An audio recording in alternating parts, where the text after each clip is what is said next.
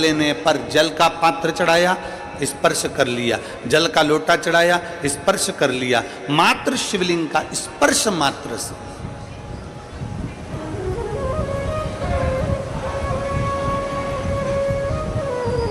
संसार में पृथ्वी पर आज श्राद्ध पक्ष के अवसर पर पूरा देश, देश ही नहीं विदेश, संपूर्ण देशवासी, संपूर्ण विदेश में रहने वाले सनातनी आज भगवान अपने अपने पितरों को, अपने अपने श्राद्ध पक्ष में पूर्वजों का स्मरण कर रहे हैं, उनको याद कर रहे हैं। पितरों को याद किया जा रहा है, पितरों का स्मरण किया जा रहा है, पितरों को पूछा जा रहा है। और पितर आर्यमा स्वामी को भज रहे हैं। आर्यमा स्वामी भगवान देवादिदेव महादेव को भज रहे हैं, भगवान शंकर।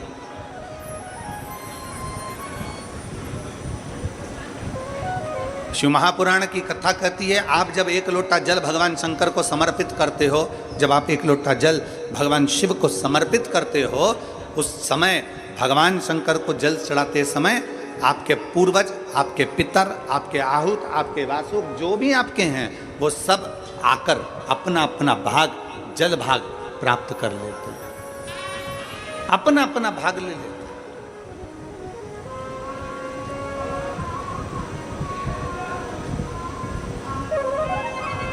दो तरह के व्यक्ति होते हैं यार, थोड़ा स्मरण करना। दो तरह के होते हैं, एक होता है अस्त व्यस्त और एक होता है व्यस्त। जम के बोलो कौन कौन से होते हैं? हाँ, जम के बोलो, आपकी आवाज हमारे तक आना चाहिए। एक होता है अस्त व्यस्त और दूसरा होता है व्यस्त। अस्त व्यस्त और एक व्यस्त, दो हैं। अस्त व्यस्त का मतलब यह है कि वो उसका रूटीन, उसका समय, उसका क्रम ठीक नहीं है।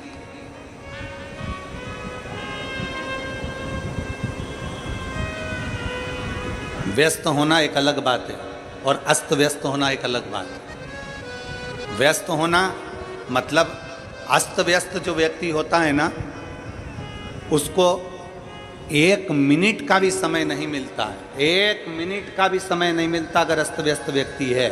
एक व्यस्त अगर व्यक्ति है ना, कोई कहता है कि व्यस्त है ना, तो वो अपनी व्यस्त जिंदगी में थोड़ा समय निकाल लेगा, भजन भी कर लेगा, काम भी कर लेगा, पत्नी से, बच्चों से, कुटुंब से, कबीले से, नातों से, रिश्तों से, सबको साथ कर चलेगा, सबको लेकर चलेगा। व्यस्त के साथ में, अस्त व्यस्त के साथ में, दोनों में अंतर है। अस्त व्यस्त भटका हुआ, अस्त व्यस्त कहीं ना कहीं पड़ा हुआ, अस्त व्यस्त कहीं भटका हुआ। और व्यस्त जो होता है वो अपनी व्यस्तता के साथ में, वो अपनी व्यस्तता के समय में भी अपने परिवार के लिए, कुटुंब के लिए, बच्चों के लिए, अपने कुल के लिए, अपने समाज के लिए, अपने क्षेत्र के लिए समय निकाल लेता। कल हम जब यहाँ से जा रहे थे तो माननीय आमदार सुहास अन्ना जी कांदे जी और स्वंजुम ताई जी कह रही थी, गुरुजी हमारा पूरा परिवार एक साथ में बैठता है, हम लोग निर्णय लेते हैं तो एक साथ में लेते हैं। हमने उनसे पूछा कि आपकी इतनी व्यस्तता रहती है, उसके बाद में परिवार को समय, कहा गुरुजी परिवार को समय देना जरूरी होता है, और केवल परिवार से ही मतलब नहीं। गुरुजी, जो मेरा पूरा विधानसभा क्षेत्र है, मैं प्रयास ये करता हूं कि छोटे से छोटा और बड़े से बड़े व्यक्ति को भी समय दिया जाए और उनसे मिला जाए। इसको कहते हैं व्यस्तता में अपना समर्पण रखना, अपना समय निकाल लेना। अगर कोई तुमसे कहे ना कि मेरे पास समय नहीं है, कोई तुमसे कह देना कि मैं तो बिल्कुल नहीं, ऐसा नहीं कर सकता, मैं बिल्कुल वैसा नहीं कर सकता, समझ लेना वो अस्त व्यस्त है। व्यस्त होता तो समय निकल जाता, क्योंकि समय को वो साथ कर चलता। अस्त व्यस्त व्यक्ति साधता नहीं है, पर व्यस्त व्यक्ति समय को भी निकाल लेता है। जैसे कल अन्ना जी कह रहे थे कि हमारा परिवार, अंजुम ताई जी कह रही थी कि हमारे परिवार को, हम हमारे क्षेत्र को पूरा समय देते हो। व्यस्त रहो, पर व्यस्तता के साथ में अपनों को थोड़ा सा समय देते हो।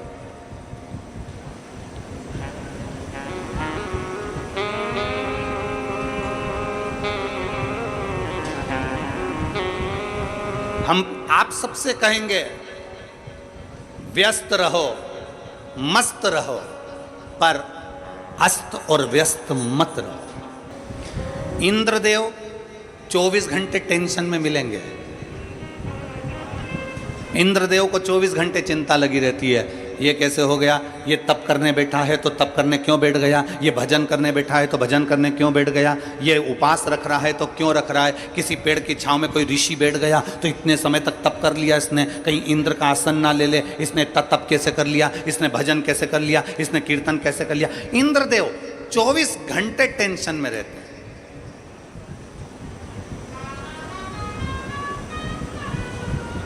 देवऋषि नारद 24 घंटे भ्रमण में रहते हैं।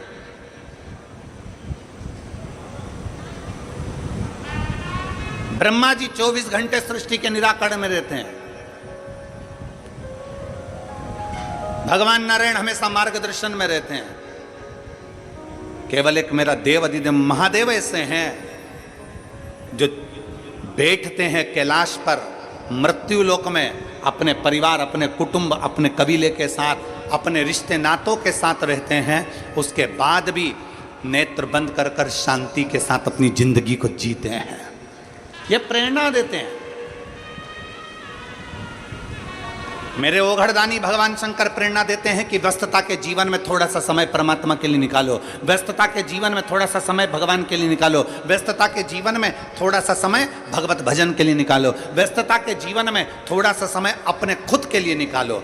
आप स्वयं अपने ऊपर, हम फिर निवेदन करेंगे, तुम अठन्नी किसी को दान मत करो, तुम चवन्नी मत दो किसी को, तुम किसी को 5 रुपए 10 रुपए भी मत दो, तुमसे निवेदन है। तुम तो 1 रुपया भी किसी को मत दो, परंतु वो 1 रुपया अगर 10 रुपए आप दुकान पर बैठकर कमा रहे हो, 50 रुपए दुकान पर बैठकर कमा रहे हो, 100 रुपए अगर तुम कमाई कर रहे हो, तो निवेदन है उस 100 रुपए में से कम 50 रुपए अपने ऊपर तो खर्च करो, अच्छे से भोजन करो, अच्छे से वस्त्र पहनो, अच्छे से अपनी जिंदगी जियो, अच्छे से अपना जीवन का निर्वाह करो। पर आप कमाते तो हो, जोड़ा जोड़ा जोड़ा आपने जोड़ा बच्चों के लिए, बच्चे जोड़े अपने बच्चों के लिए, और मालूम पड़े वो सुख की जिंदगी जो थी तुम्हारी, वो पूरी जिंदगी दुख में ही निकल गई। पूरा जीवन दुख में निकल गया, पूरा जीवन।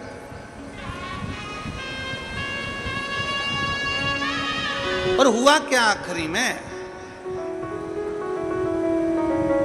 एक बात आपसे पूछें, मेरे नांदगांव के सभी लोग बड़े प्रेम से, आप लोग जितने श्रोता भाई बहन बैठे हो, बताइएगा,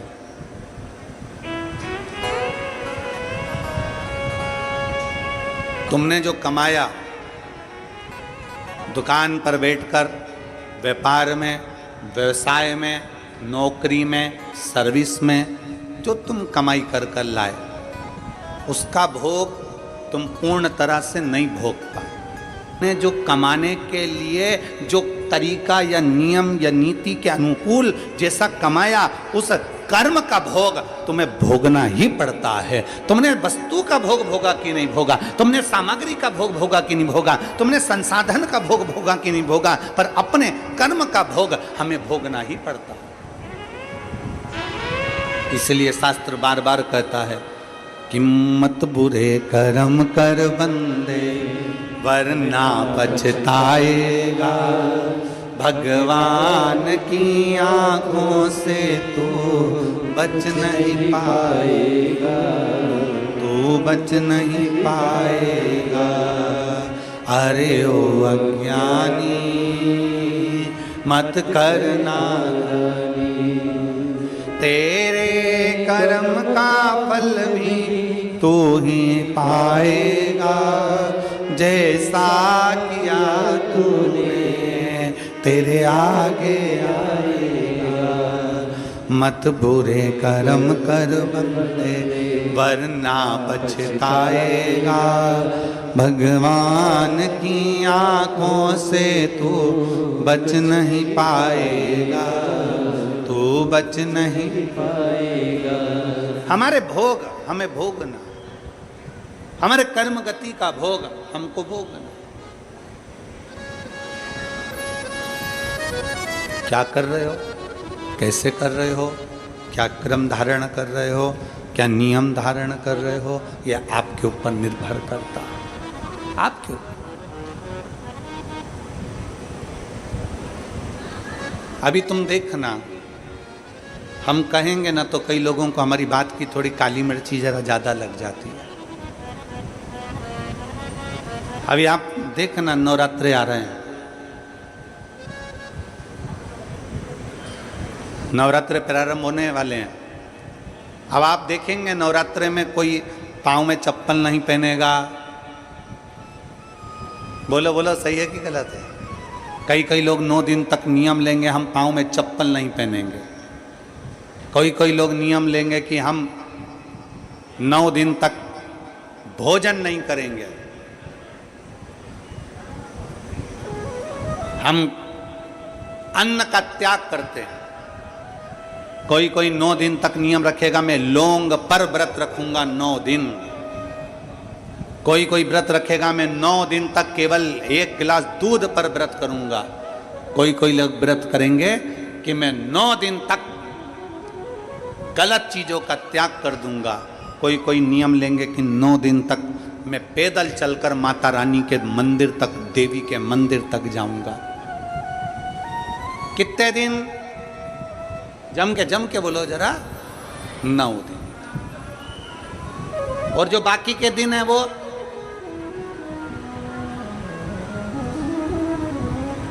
केवल 9 दिन।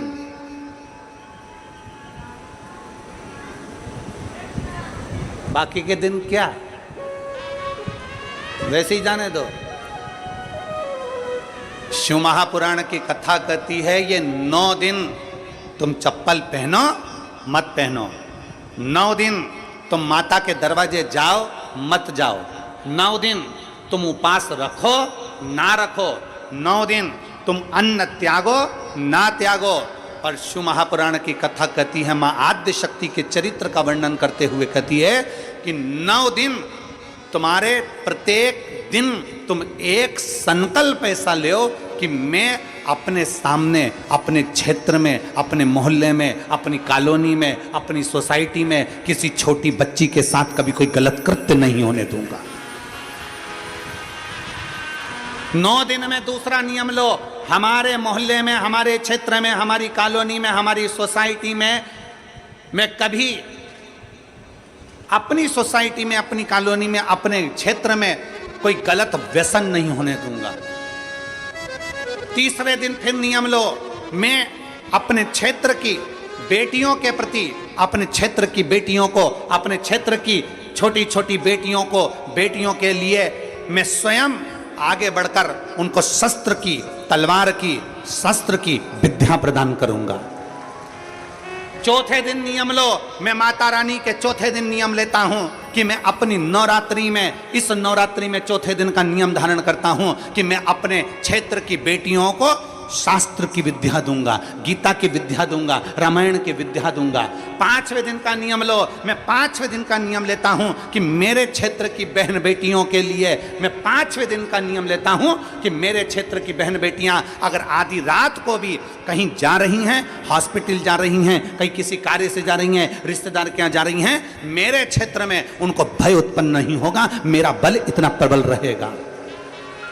7वें दिन नवरात्रि में नियम ले लो कि मेरे अपने क्षेत्र में जितने छोटे बच्चे हैं, जितनी छोटी बेटियां हैं, जितने छोटे बच्चे हैं, इन छोटे बच्चों को मैं संस्कारों से जोड़ूंगा। 8वें दिन का नियम ले लो कि मेरे क्षेत्र की बहन बेटियों को, मेरे क्षेत्र की बेटियों को अगर जीवन में थोड़ा सा भी दुख आएगा तो उनके लिए ये भाई जैसे बेटा जैसा खड़ा की खड़ा ही रहेगा। 9वें दिन का नियम ले लो कि मेरे क्षेत्र की बहन बेटियों को कोई आंख उठा कर ना देखे, ये 9वें दिन का नियम है। चप्पल छोड़ने से नियम नहीं होता, अन्न छोड़ देने से नियम नहीं होता, वस्त्र छोड़ देने से नियम नहीं होता, आभूषण छोड़ देने से नियम नहीं होता। अपने भीतर माता रानी के 9 दिन तक 9 संकल्प अपने भीतर धारण करो। जब 9 संकल्प हमारे भीतर धारण होंगे तो हमारा नवरात्रा एक दिन का नहीं, हमारा नवरात्रा पूरे साल का होगा। केवल 9 दिन के लिए मैं चप्पल छोड़ दूंगा, केवल 9 दिन के लिए मैं अन्न छोड़ दूंगा, केवल 9 दिन के लिए मैं 1 गिलास दूध पर नवरात्र करूंगा, मैं 9 दिन तक लौंग खाकर व्रत करूंगा। 9 दिन तुम्हारे भीतर संकल्प होना चाहिए। मेरे क्षेत्र की कोई महिला के गर्भ में अगर कन्या जन्म ले रही है तो भ्रूण हत्या नहीं होने दूंगा, उस कन्या का जन्म होना चाहिए।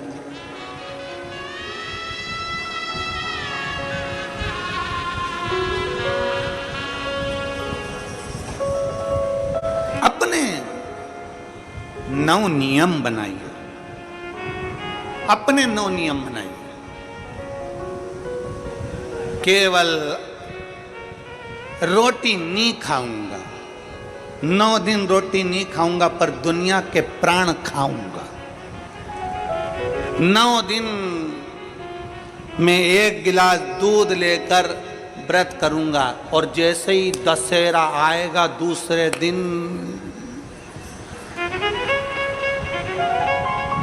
हो जाए।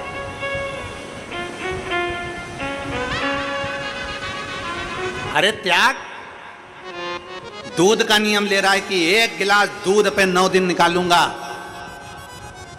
व्रत ले कि ये 9 दिन तो दूध पर, और 10वें दिन से जो मैं गलत चीज पीता था, मदिरा का पान करता था, उसको त्यागता हूं।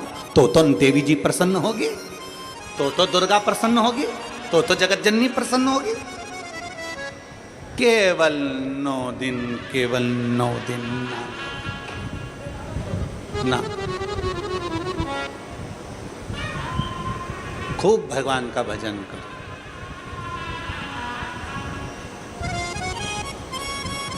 गरबा करना आता है आप लोगों को?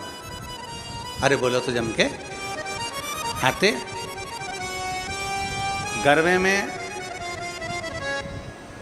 बस ऐसे ऐसे हाथ हिलाते रहो तो गरबा हो जाता है। गरबे में ये 2 हाथों का मिलना जरूरी होता है। बोलो सही है कि गलत है? क्यों? माँ जगदम्बा दुर्गा भवानी के दरबार में ये 2 हाथों से ताली बजाते हुए गरबा होता है। क्यों? किस लिए? क्योंकि माँ जगत जननी चाहती है कि तू अपने परिवार में जिसके साथ में रहती है, तेरा पति पत्नी, ये 2 हाथ, एक पति है एक पत्नी है, प्रयास करो ये दोनों मिलकर चलें और अपनी जिंदगी सार्थक बनाते चलें, अपनी जिंदगी सार्थक। रमो, और जब आपका विश्वास, जब आपका भरोसा, जब आपकी दृढ़ता पूर्ण तरह से परमात्मा के प्रति समर्पित हो जाएगी तो परमात्मा आपकी ओर आकर्षित हो जाएगा। आकर्षित। शिव महापुराण की कथा कह रही है, तारकासुर का संवाद कह रहा है, तारकासुर का चरित्र कह रहा है। तारकासुर के चरित्र में वर्णन आता है, तारकासुर का चरित्र कहता है कि तारकासुर जन्म लेने के बाद भले असुर था, असुर प्रवृत्ति का था, पर तारकासुर असुर प्रवृत्ति का होने के बाद भी शंकर की भक्ति में, क्योंकि शिव का कोई द्रोही है ही नहीं।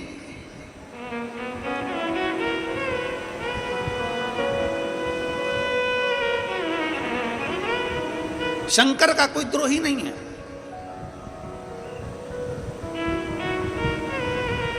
और यही हमारा शास्त्र कहता है, यही हमारा वेद और पुराण कहता है।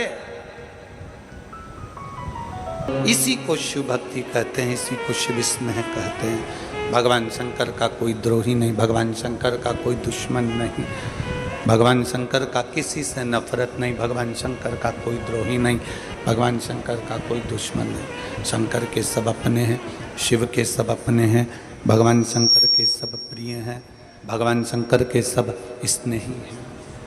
उसका कोई दुश्मन नहीं, कोई दुश्मन। इसलिए शंकर भगवान की कथा कहती है कि शिव जैसी निर्मलता अपने भीतर धारण कर कर रखिए, शिव जैसी निर्मलता।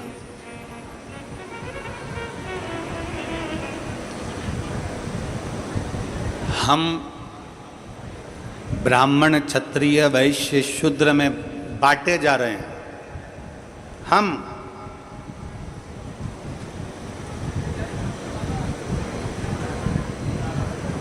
हम ब्राह्मण क्षत्रिय वैश्य शूद्र में बांटे जा रहे हैं।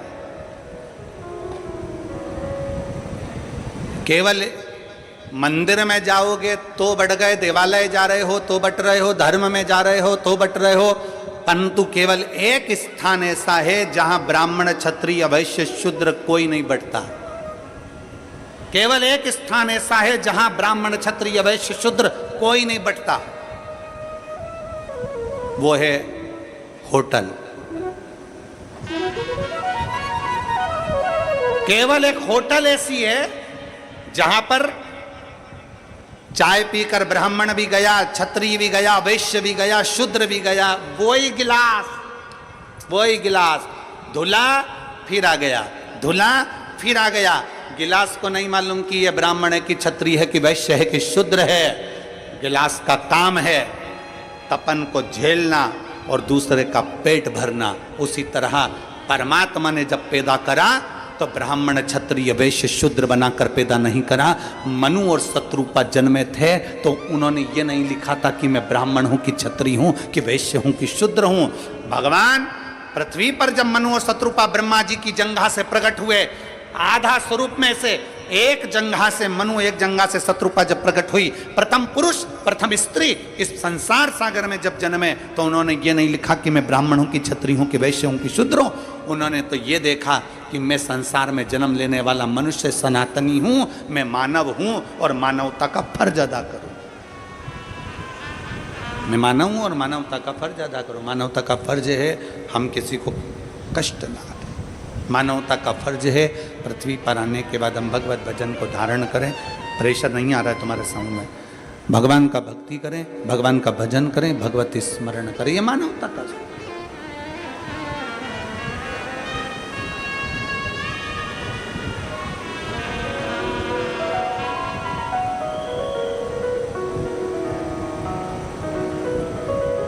एक बात बताओ रे भैया नांदगांव वालों, ये जीजियों और मेरे जीजाओं जितने बैठे हो, मेरी बेटी बेटाओं जितने बैठे हैं, मेरी माताएं जितनी बैठी, मेरे भाई जितनी बैठे, सब्जी वाला सुबह सुबह तुम्हारे दरवाजे पर आए सब्जी की गाड़ी लेकर, सब्जी का ठेला लेकर और आवाज लगा कर कहे हीरा ले लो,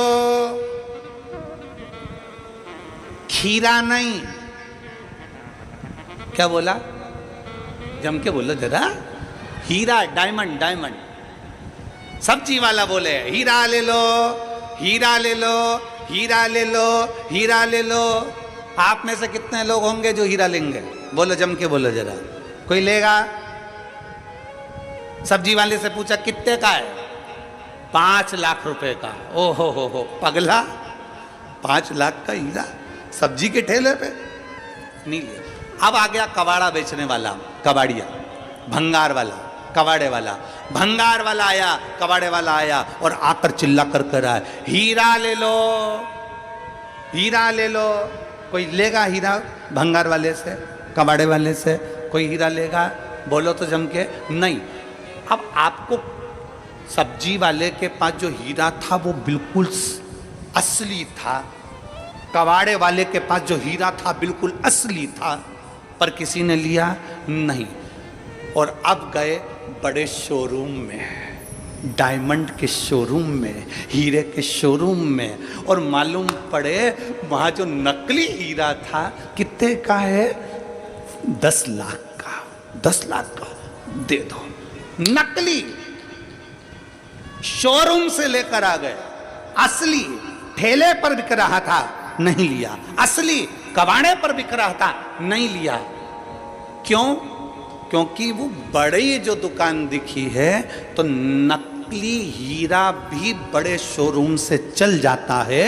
उसी तरह कितना बड़ा भी पापी क्यों ना हो, शिव महापुराण से तर जाता है।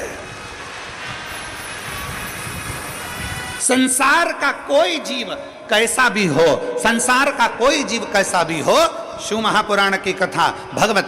यहां पर अन्ना जी ने भंडारा चलवाया।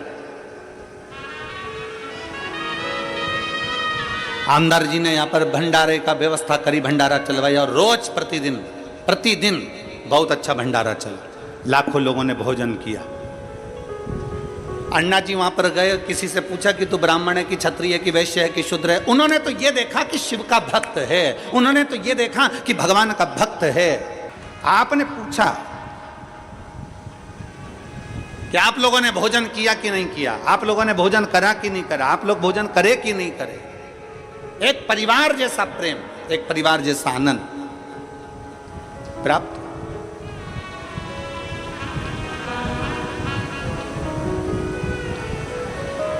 नांदगांव वालों, आने वाले समय में फिर कथा सुनना है कि नहीं सुनना है? जम के तो बोलो जरा, दोनों हाथ उठाकर जरा बोल दो एक बार। सुनना है सबको, तो इनको मत छोड़ना।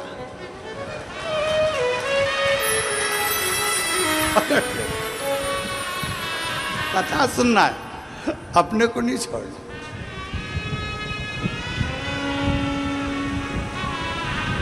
अन्ना जी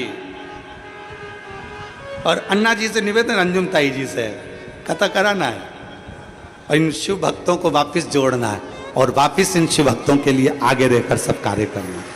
शिव का ये आनंद, ये भक्ति, ये तत्व हमारे भीतर समाहित है, अपने भीतर। हमारा तो आज यहाँ कथा विराम हो जाएगी, 5 तारीख से हापुड़ में चालू हो जाएगी, 14 तारीख से फिरोजाबाद उत्तर प्रदेश में चालू हो जाएगी।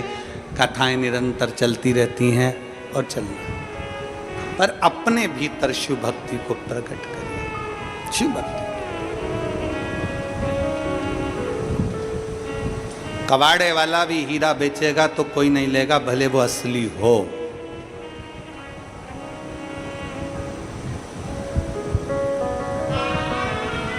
सब्जी वाला भी हीरा बेचेगा तो कोई नहीं लेगा, भले वो हीरा असली हो। शोरूम पर अगर हीरा पहुंचा है तो उस हीरे की भी कीमत है, भले नकली। शिव महापुराण में अगर कोई पहुंचा है, शिव महापुराण की कथा जिसके घर में चल रही है, जिसके टीवियों पर चल रही है, जिसके फेसबुक यूट्यूब पर चल रही है, जिसके मोबाइलों में चल रही है, घर में भले 5 मिनट शिव महापुराण की कथा चले, पर प्रतिदिन अपने मोबाइल को चालू कर 5 मिनट शिव पुराण चालू कर छोड़ दिया। घर में टीवियों पर अगर कथा आए तो भले सुनो चाहे नहीं सुनो, 5-10 मिनट उस टीवी को चालू कर छोड़ा करो, जिससे वो शिव महापुराण के शब्द हमारे घर के वातावरण को शुद्ध करें, हमारे घर के वातावरण को शुद्ध करें। घर में अगर आपके घर में लाइट है और कोई अगर मशीन हो तो मोबाइल में या मशीन से श्री शिवाय नमस्तुभ्यं, श्री शिवाय नमस्तुभ्यं सुबह के समय 2 मिनट 5 मिनट या रात्रि को सोने से पहले 5 या 7 मिनट सुन लिया करो। सुनो, श्रवण करो, उतारो उसको।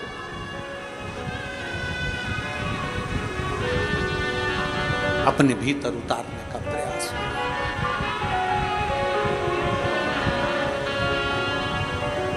एक पत्र है,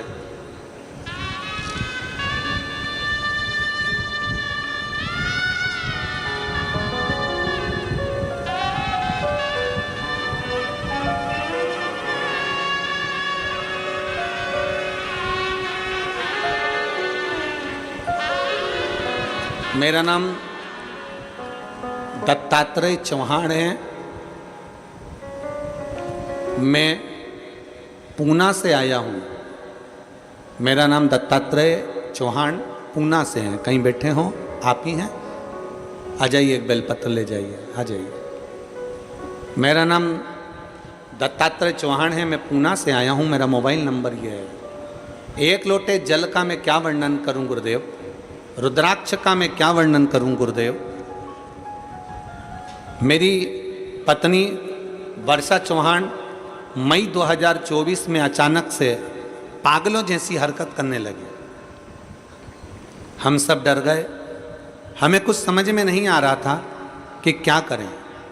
हमारे पास इतने पैसे भी नहीं थे कि हम कोई बड़े हॉस्पिटल में उसको लेकर जाएं, और डर ये भी लग रहा था कहीं इसको कहीं पागलों के हॉस्पिटल में या कहीं जमा ना कर दें, इसलिए हम उसको लेकर ना गए।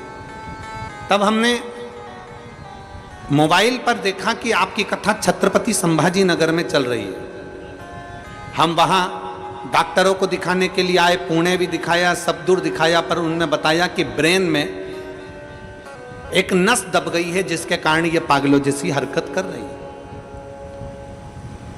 अब उसका ब्रेन खोलना, नस को वापिस सेट करना, मतलब वापिस ये चल पाएगी नहीं चल पाएगी, कोमा में चली जाएगी, कोई भरोसा नहीं था। तब हमने डॉक्टर बार बार दवाइयाँ देते पर उससे कोई फर्क नहीं पड़ता, समय निकल गया। तब हमने एक बार मन बनाकर शिव महापुराण की कथा सुनी, सीहोर गए, वहाँ का रुद्राक्ष लेकर आए और तांबे के कलश में गलाकर उस रुद्राक्ष का पानी हमारी धर्मपत्नी को देना प्रारंभ करा। आज मैं बाबा को धन्यवाद देने के लिए आया हूँ कि मेरी धर्मपत्नी पूर्ण तरह से स्वस्थ हो गई है। मैं बाबा को यहाँ प्रणाम करने के लिए आया हूँ। एक लाइन अच्छी लिखी है,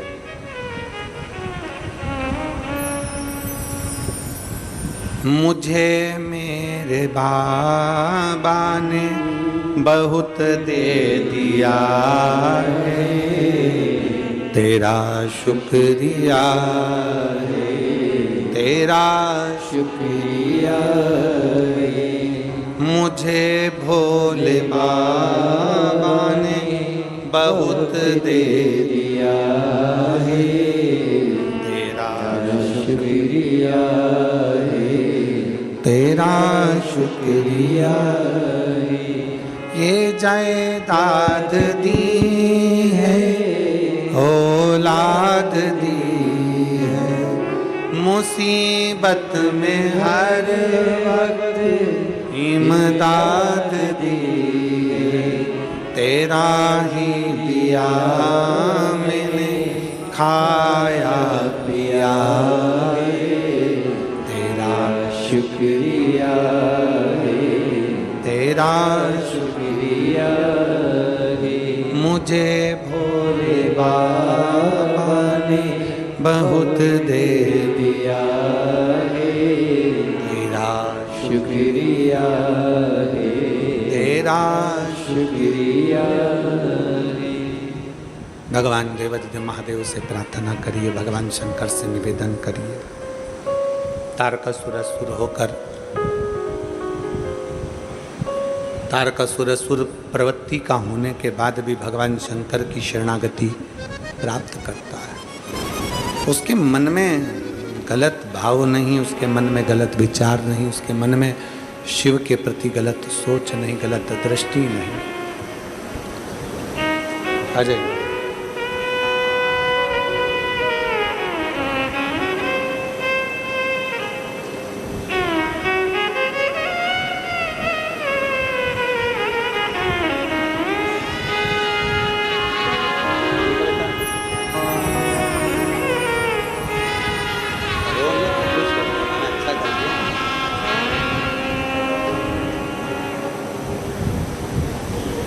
शिव तत्व की प्राप्ति हो। तारकासुर ये चल रहा है बक्से। तारकासुर असुर होकर भी भगवान शंकर की भक्ति को नहीं छोड़ता। तारकासुर असुर होकर भी भगवान शंकर की अविरल भक्ति को नहीं त्यागता। संसार सागर में अगर जन्म लो, मृत्यु लोक में अगर जन्म लो, मृत्यु सागर में अगर आओ, तो ये मानकर चलो कि हमारा कोई दुश्मन नहीं है, हमारा कोई द्रोही नहीं है।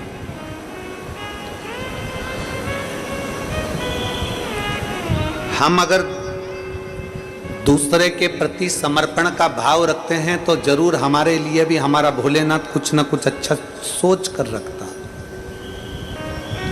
संपूर्ण अच्छे।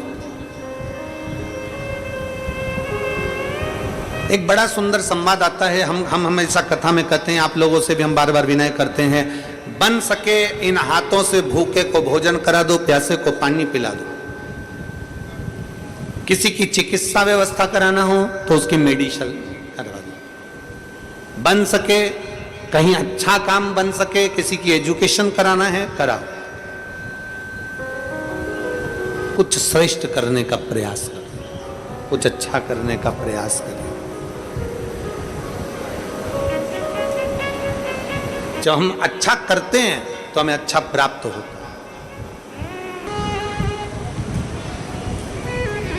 दोनों भाई खेती करते और गन्ने की फसल लेते। गन्ना जानते हो?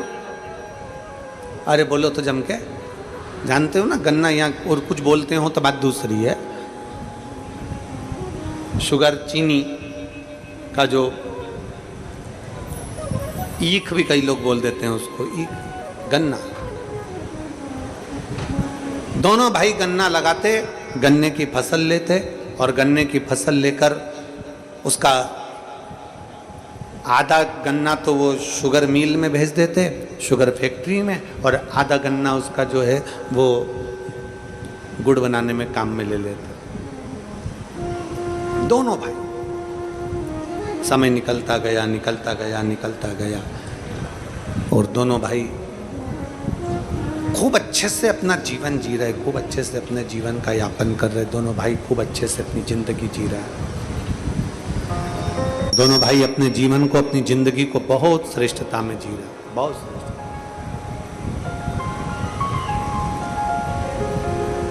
बड़ा भाई शंकर भगवान को रिझाता था, शिव भक्ति करता था, शंकर का स्मरण करता था, शिव तत्व को जानता था। उसका एक नियम बड़ा प्रबल था, बड़े भाई, बड़ा भारी नियम था उसका।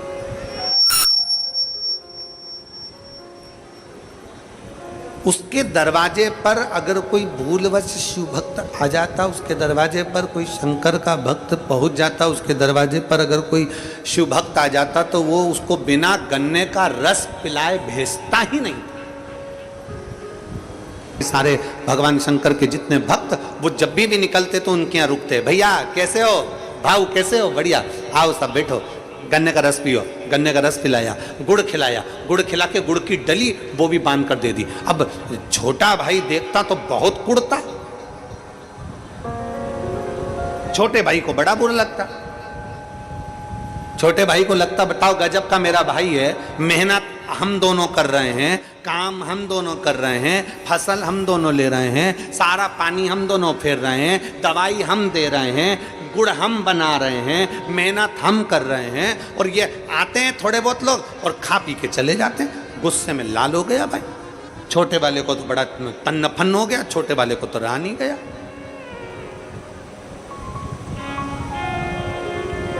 छोटे वाले से रह नहीं जाता, छोटे वाला। बड़ा भाई छोटा भाई फसल लेता, इतनी अच्छी फसल आती, इतना गुड़ बनता, इतनी शक्कर, इतनी चीनी बनती, खूब आराम से अपनी जिंदगी जीते, खूब।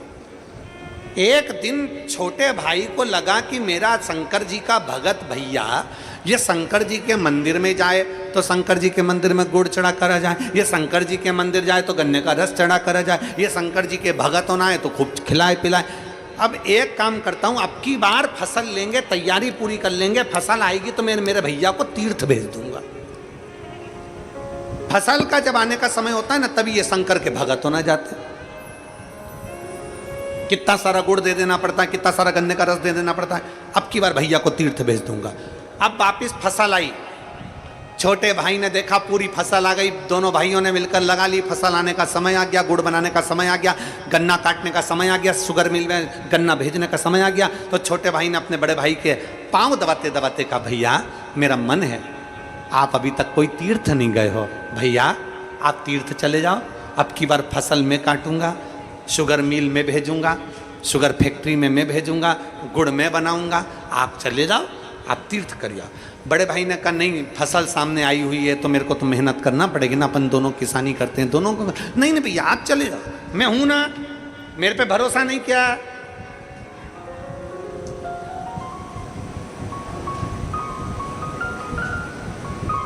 मुझ पे भरोसा नहीं किया, ए भाऊ मुझ पे भरोसा नहीं किया। नहीं तेरे पे तो भरोसा है, पूरा है, तो फसल में ले लूंगा, तुम जाओ। बड़े भाई ने सोचा ले लेगा ना बेटा, सब अच्छे से कर लेना हो, आराम से रहना, खूब आराम से सेवा करना, ठीक है भैया जाओ। अब बड़ा भाई तो चले गया तीरथ, छोटे भाई ने मन में सोचा अब आओ तुम गन्ने का रस पीने, अब आओ तुम गुड़ खाने। अब जितने शंकर के भक्त थे, शिव जी के भक्त थे, उनको मालूम पड़ गया, उनके पास सूचना पहुंच गई कि बड़ा भाई तो तीर्थ चले गया, छोटा है। तो इन सबको मालूम था वो छोटा एक चुल्लू भर के गन्ना का रस नहीं पिलाएगा, सबको मालूम था, एक नहीं गया।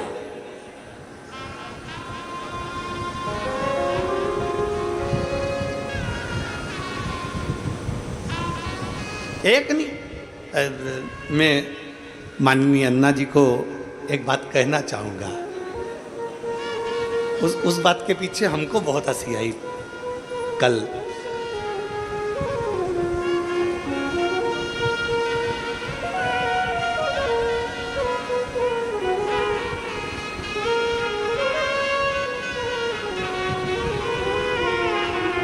कल क्या हुआ, रात्रि को 2 दिन हमारा मिलने का रहता है और उसमें मिलने वाले बहुत सारे पहुंच गए। अब इतने सारों से मिलना तो बड़ा मुश्किल था। हंसी हमको बहुत आई रात को, बहुत। अन्ना जी बहुत, हम हंसे भी बहुत उस बात के लिए। तो जब हम, आप तो उस समय कमरे में थे अंदर भीतर वाले, जब हम इधर से निकलकर उधर भवन की ओर जा रहे थे तो एक पुलिसकर्मी ने, एक नवयुवक लड़का था, युवान यहीं नादगांव का, उसको पुलिस वाले ने पीछे करा। तो दूसरे कार्यकर्ता ने फिर उसको पीछे करा। तो पीछे से चिल्लाकर बोलता है, और शायद 2-3 जो पुलिस वाले खड़े थे उन्होंने सुना भी होगा, हमने सुनकर हमको खूब हंसी, हम अंदर जाते जाते हम हंसे। पीछे से चिल्लाकर बोलता है, सुहास अन्ना जी होते ना तो मेरा हाथ पकड़ के अंदर ले जाते। अब हमको हंसी आए, हमने कहा गजब, मतलब लोगों के मन में विश्वास है कि भैया ये अन्ना जी होते तो पकड़ कर ले जाते, मेरे को अंदर मिलवा देते, विश्वास।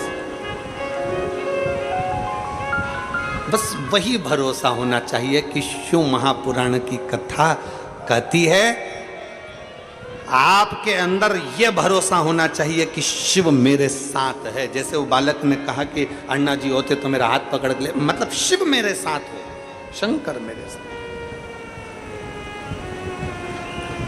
अब पूरे नगर वालों को मालूम पड़ गया, पूरे क्षेत्रवासियों को मालूम पड़ गया कि बड़ा भाई तीर्थ करने गया है, छोटा भाई घर में है, कोई नहीं जाता, कोई गन्ने का रस पीने नहीं गया, कोई गुड़ खाने नहीं गया, कोई गुड़ लेने नहीं गया, कोई नहीं गया। अब भाई ने, उसने सोच के रखा था मैं किसी को भी गन्ने का रस नहीं दूंगा, मैंने मेहनत करी है, गुड़ नहीं दूंगा, मैं शुगर नहीं दूंगा, चीनी नहीं दूंगा। बस उसने अपना गुड़ बनाया, उसने अपना गन्ना शुगर फैक्ट्री में भेजा और फसल पूरी दे दुआ के सारा हिसाब लगाया। हिसाब लगाने पर मालूम पड़ा उसको कि हर साल जितनी फसल आती थी, हर साल जो पैसा आता था उससे केवल आधा पैसा अब की बार आया। अब की बार केवल आधा पैसा आया। बड़ा भाई आ गया तीर्थ से, छोटे भाई से पूछा क्यों, हिसाब कहाँ है? बड़े भाई ने हिसाब मांगा, छोटे भाई ने हिसाब दिया। बड़े भाई की आंख में आंसू आ गए। छोटे से कहा, छोटे मैं जब गया था फसल अच्छी थी, मैं गया था जब गन्ना अच्छा था, फिर ये इतना कम हिसाब कैसे आया? भैया शक्कर का भाव कम हो गया, चीनी का भाव कम हो गया, भैया गुड़ का भाव कम हो गया, इसलिए हमारे पास में कम पैसा आया, कम पैसा आया। बड़े भाई ने छोटे भाई से कहा, कोई बात नहीं, तू दुखी मत हो, तू दुखी मत हो। रो क्यों रहा है? किस लिए रो रहा है? छोटा भाई बड़े भाई के गले लगकर रोते हुए बोला, भैया मैं जानता नहीं था कि किसी का मुख झूठा कराने का फल क्या होता है। मैं जानता नहीं था कि किसी का मुख झूठा कराने का फल क्या होता है।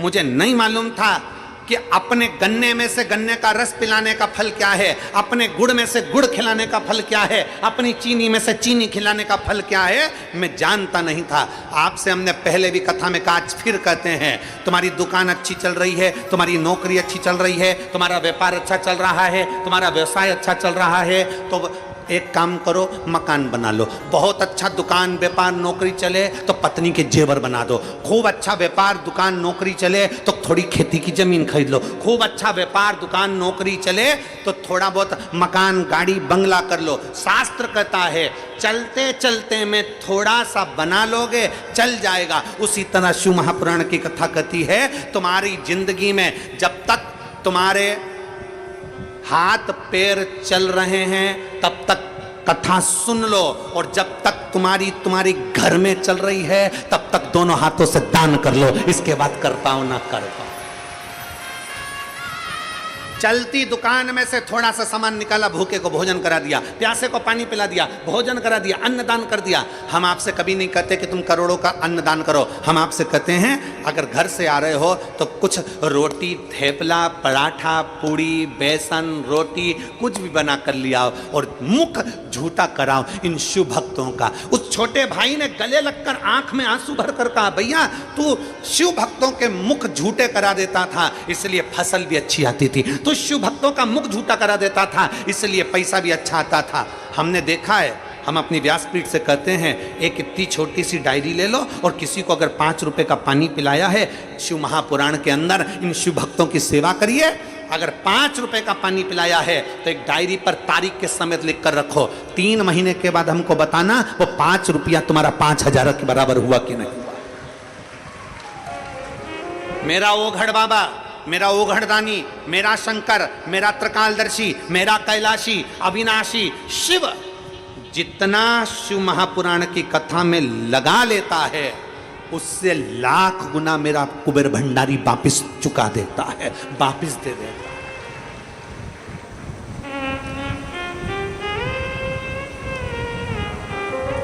अभी अन्ना जी कह रहे थे कि गुरुजी के पास में 2028 तक 27 तक तारीख खाली नहीं है। सत्यता है, आप जाइए सीओर में, आपको मालूम पड़ेगा, कंप्यूटर के सामने ले जाके आपको बिठा देंगे। आप जाओ और लैपटॉप पर बैठ जाओ, कंप्यूटर पर देख लो, लिस्ट निकाल लो, आपको मालूम पड़ जाएगा तारीख खाली नहीं मिलेगी। क्यों नहीं मिलेगी? कारण क्या है? ऐसा कुबेरेश्वर महादेव ने क्या कर रखा है कि कथा की कथा चलती रह रही है? क्या ऐसा? उसका कारण केवल एक है, मेरा कुबेर भंडारी की कथा, मेरे कुबेरेश्वर महादेव की कथा जो एक बार करा लेता है 2-4 महीने में वो सीहोर वापिस पहुंच जाता है और कह देता है अगली तारीख फिर लिख दीजिए, क्योंकि मेरा कुबेर भंडारी वापिस इतनी वैभव, सत्ता, धन, यश प्रदान कर देता है। मेरा कुबेर भंडारी वापिस इतना दे देता है कि अगली कथा की तारीख फिर लिखवा कर जाते हैं। अगली तारीख वापिस दो, अगली तारीख वापिस दो, फिर तारीख वहां पर लिखा के जाएगा, 25 में दो, 26 में दो, 27 में दो, तुम्हारी मर्जी पड़े तब दो, पर तारीख लिखो, हमारी तारीख लिखो।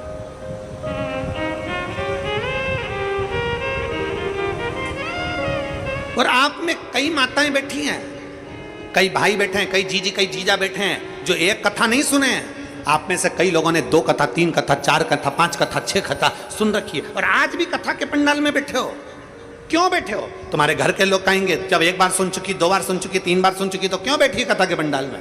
आप उससे कह सकते हो मैंने पंडाल का महत्व जाना है, मैं 1 बार कथा सुनकर आई थी, मेरे भोले बाबा ने मेरी झोली भर दी थी, फिर सुनने बैठ गई, कथा सुनने फिर बैठ गई हूं, मेरा शंभू क्या देगा, शंकर क्या देगा, ये वो जानता है। मैं जानती हूं वो शिव, वो शंकर, वो घड़ी, वो शंभू। किसी शिव भक्त का मुख झूठा कराने पर, किसी शंकर के भक्त को शिव महापुराण के अंतर्गत आने वाले शिव भक्त के लिए समर्पण का भाव रखने का फल क्या? उसका फल क्या?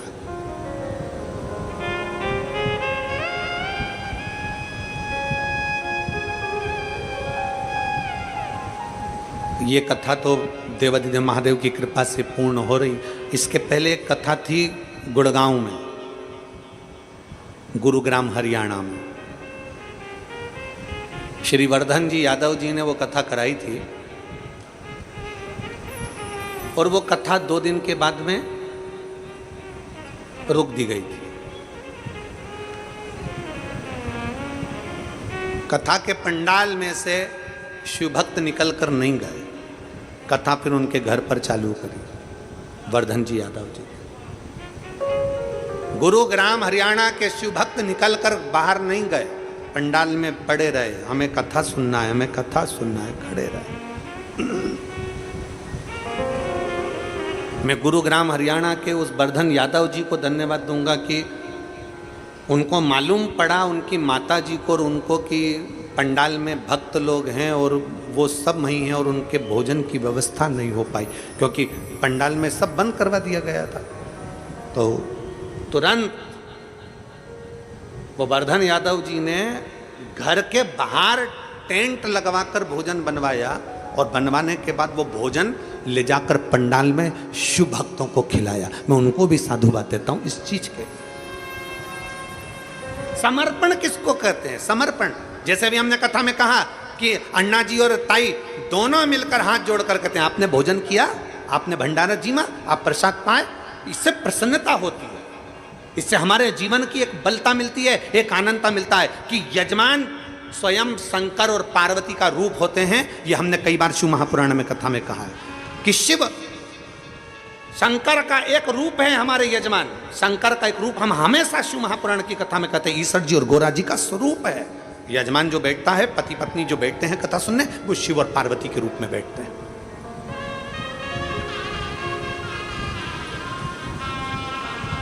इसीलिए हम कथा में बार बार कहते हैं, शिव महापुराण की कथा में जब भी पति पत्नी यजमान के रूप में बैठे ना, खूब सज धज के बैठो, खूब जोरदार, खूब बंठन के बैठो। बच्चों की शादी में जितने सुंदर श्रृंगार करके बैठते हो उतना दुगना श्रृंगार शंकर की कथा में बैठकर करना चाहिए। ईश्वर जी गोरा जी मने मेरे शंकर भगवान जब शादी करने गए थे तो सुंदर श्रृंगार नहीं किया था। मेरे शंकर भगवान सजे नहीं थे, विवाह करने गए थे जब।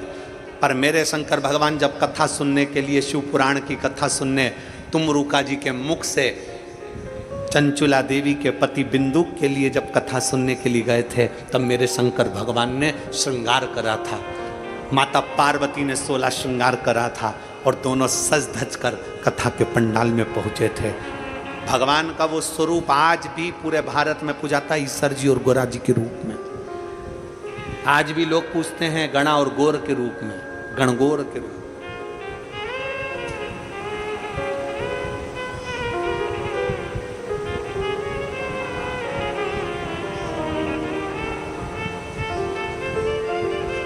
और हम तो हमेशा कहते हैं ये भगवान ने जो 32 दांत दिए हैं ना, ये जो दांत दिए हैं भगवान ने, भगवान भी कहता है हंस लो खिलखिला के, नहीं तो बुढ़ापे में निकलेंगे हिल हिला के। अभी भी मौका है, कुछ नहीं बिगड़ा। मुस्कुराहट में जो कुछ है वो दुनिया में कहीं नहीं है, जो आपकी प्रसन्नता, अपनी प्रसन्नता।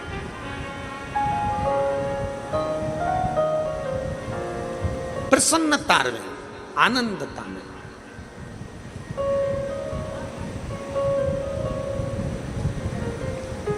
कहा शिव महापुराण की कथा कहती है, भगवान शंकर का चरित्र कहता है, शिव तत्व कहता है, औगड़दानी का चरित्र कहता है। मुख झूठा करा देने पर भी फल की प्राप्ति है। शिव महापुराण का रिश्ता बड़ा सबसे प्रबल रिश्ता है शंकर का।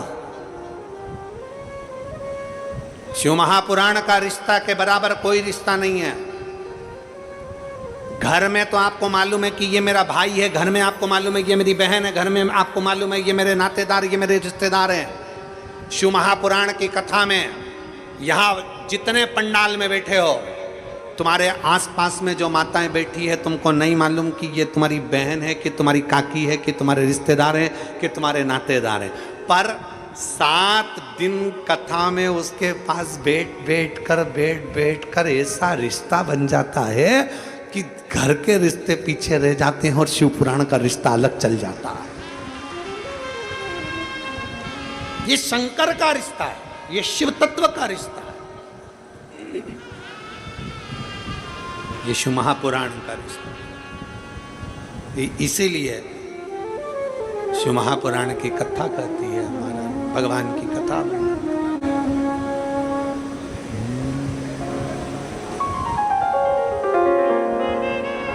तेरे डमरू की धुन सुन के मैं काशी नगरी आई हूँ। तेरे डमरू की धुन सुन के मैं काशी नगरी आई हूँ। तेरे डमरू की धुन सुन के मैं काशी नगरी आई हूँ। तेरे डमरू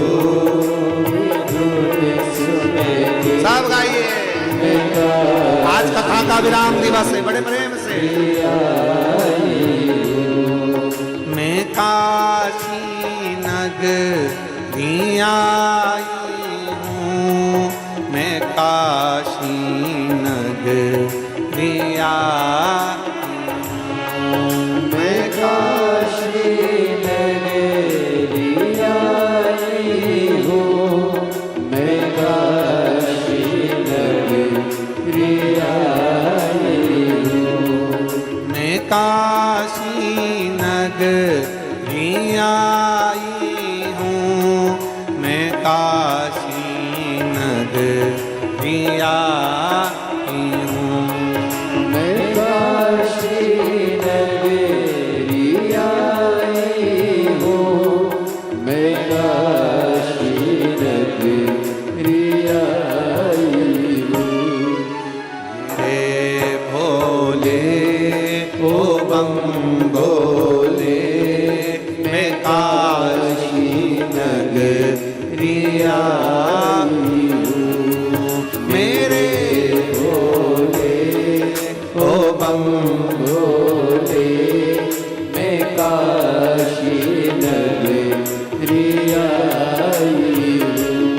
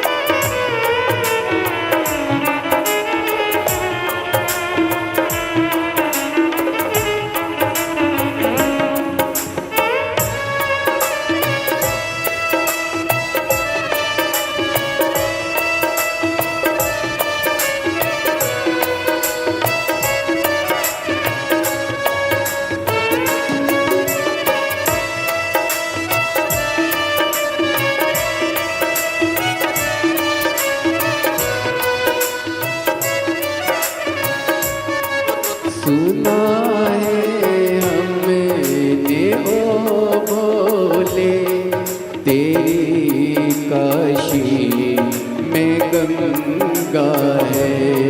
सुना है हमने ओ बोले तेरी काशी में गंगा है। सुना है हमने ओ बोले तेरी काशी में गंगा है। उसी गंगा में नहाने को मैं काशी नगरी आई हूँ। उसी गंगा में नहाने को मैं काशी नगरी आई हूँ। मेरे भोले हो भोले मैं काशी नगरी आई हूँ। मेरे भोले हो भोले मैं काशी नगरी आई हूँ।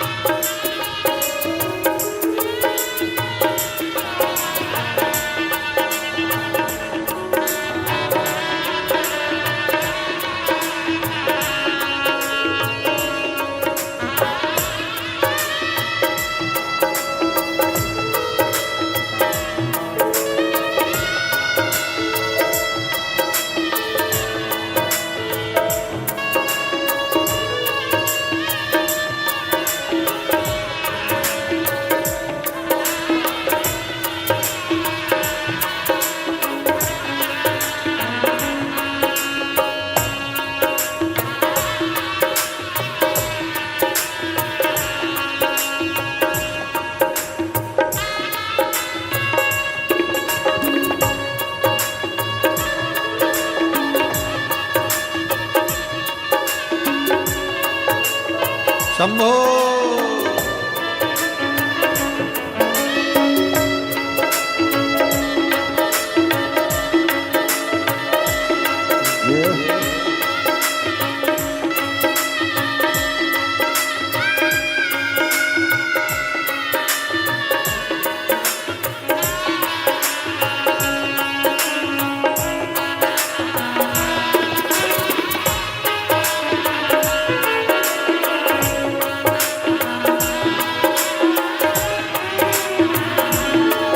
सुना है हमने ओ बोले तेरी काशी में गौरा है। सुना है हमने ओ बोले तेरी काशी में गौरा है। सुना है हमने ओ बोले तेरी काशी में गौरा है। उसी गौरी को पाने को मैं काशी नगरी आई हूँ। उसी गौरी को पाने को मैं काशी नगरी आई हूँ।